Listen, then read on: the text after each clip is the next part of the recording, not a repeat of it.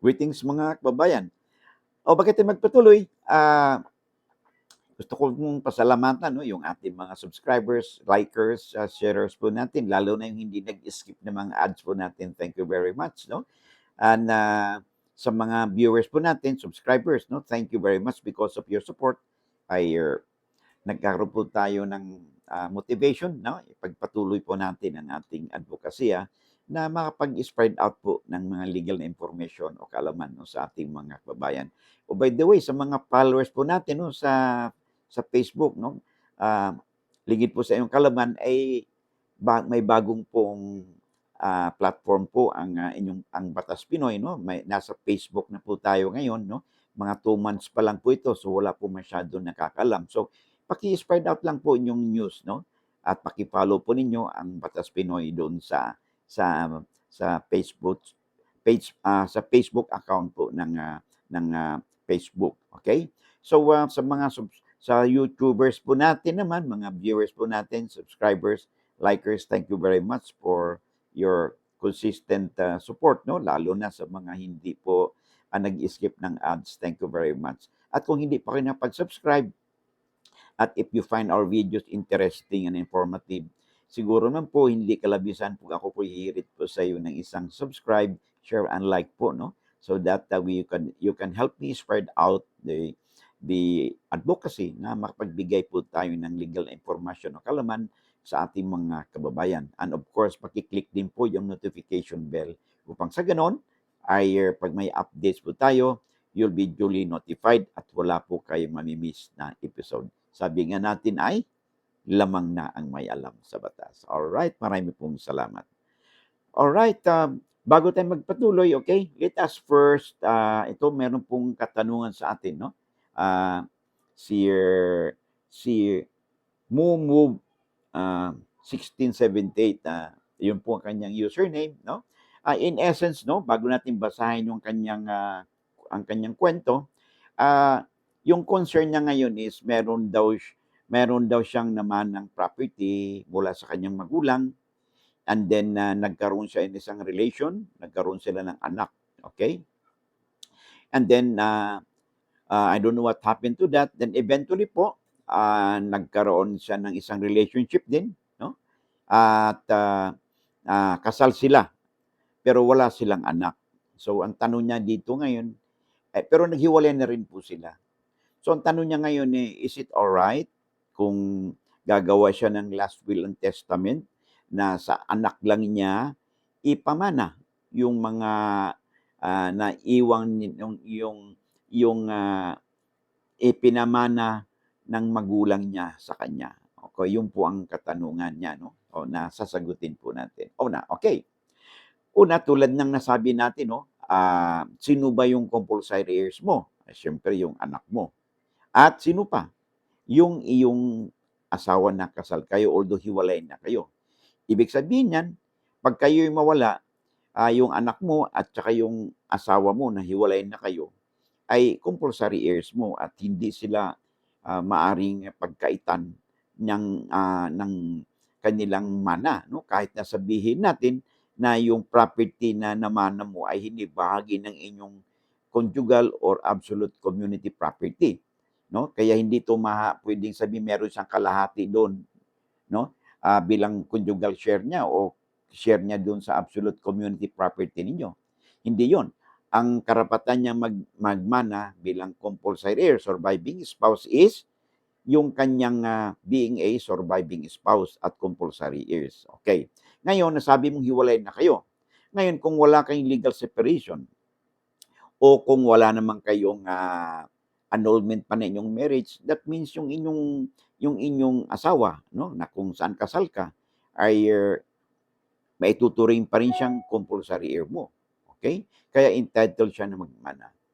Ngayon, doon naman sa usapin na pwede kang gumawa ng last will and testament na ipamana mo sa anak mo lamang ang nasabing lupa na namana mo rin. Okay? Ay meron pong sa pamagitan ng last will and testament, pwede po niyong gawin yan. Pero kailangan ay makapagkonsulta kayo sa inyong lawyer upang sa ganun mag-guided kayo kung ano pa dapat ang gawin. Kasi una, kung talagang hiwalay na kayo doon sa inyong asawa, okay? Pwede naman po ninyong ipa-disinherit siya sa inyong last will and testament. Pag sinabing i-disinherit, ay mawalan siya ng karapatan na magmana dahil halimbawa, meron siyang pagtataksil na ginawa sa inyo, pagtangka sa buhay mo, inabuso ka, no? Refusing to support yourself. Isa po yan sa mga kadahilanan na i-disinherit po yung compulsory heirs na hindi siya entitled na mana. So, yan ang maaari mong gawin sa last will and testament mo para ang maaari lang tagapagmana mo ay yung iyong anak lamang. No? Pero kailan meron kayong last will and testament? Okay. Ito, ulitin natin yung last will and testament, ha? Pag ang tao po may last will and testament, okay? Antimano po yan, kalahati po ng kanyang ari-arian na naiwan ay mapupunta po yan, naka-reserve agad yan sa kanyang mga anak. Naka-reserve po yan. Kasi ba sabi natin lagi, ang mga anak bilang compulsory heirs ay protektado po yung kanilang legitimate o mana. Hindi pwedeng pagkaitan yan. Okay? Yung natirang kalahati, okay, ay ito yung magiging pre-portion ng testator.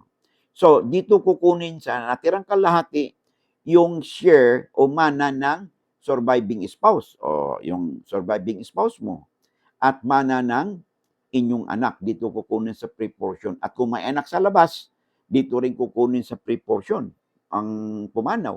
O may pagkautang siya, dito rin kukunin sa pre-portion. Okay? At kung may pagkakautang siya, no, ano mang pagkautang niya, dito rin kukunin sa pre-portion.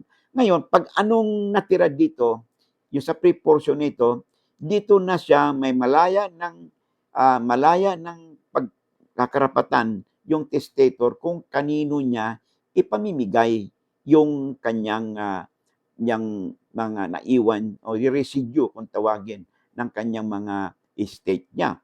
So, pwede niya nitong ipamigay sa kahit na hindi niya kano-ano. Pwedeng ipamigay niya ito doon sa isang foundation. No? Ang gagawin lang niya doon sa kanyang last will and testament ay i-institute niya ang sino man tao, no? Whether natural or juridical bilang kanyang voluntary or beneficiary heirs. Yun ilalagay niya doon. Okay? So, posible rin na yung anak mo, siyempre, protektado na siya doon sa yung asawa mo, protektado na siya kasi nakuha na yung legitimate nila, okay? Pwede mo pa rin italaga ang anak mo o asawa mo na magiging voluntary or beneficiary heirs, no? Doon sa iyong last will and testament. Okay? So, because yun ang pagkakaiba pag may last will and testament ka because meron kang free hand ngayon kung saan mo ipamimigay yung pre-portion mo. Okay? Whereas kung wala kang last will and testament, no? Ang tawag po niyan by intestate succession, pag ganyan, by operation of law, ano yun?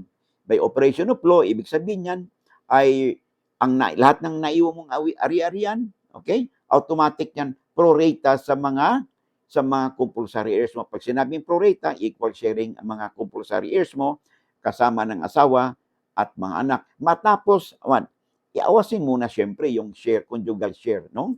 Nung surviving spouse, no? O kayang share niya sa inyong absolute community property. So I hope na maliwanag yung paliwanag natin, ha. Ulitin natin, pwede ninyo, ang option ninyo, pwede ninyong ipa-disinherit yung inyong asawa kung mayroong grounds, katulad ng may attempt sa buhay ninyo, refusal to support, no? Pag hindi pagrespeto sa inyo, no? Nagkaroon sa halimbawa ng na meron siyang kalaguyo o meron siyang kinakasama, no? This could be a ground for disinheritance of the spouse. Pag sa ganito, ay yung sa last will and testament ninyo, ang magiging sole heir ninyo ay yung anak ninyo na lang. Okay? Another option is kung wala kang last will and testament, ay magkaroon muna kayo ng legal separation o kaya ipa-annul mo yung marriage mo dito sa asawa mo upang sa ganun, pag na-annul na yan, ang tagapagmana mo lamang ay yung inyong ay inyong anak, no? Lalo na kung ang grounds mo ng annulment, no, is equivalent to the grounds na mga basihan po sa pag-disinherit ng isang compulsory heirs. Okay? So I hope nasagot po natin ang katanungan sa atin, no, ni Mumove 1678. Okay.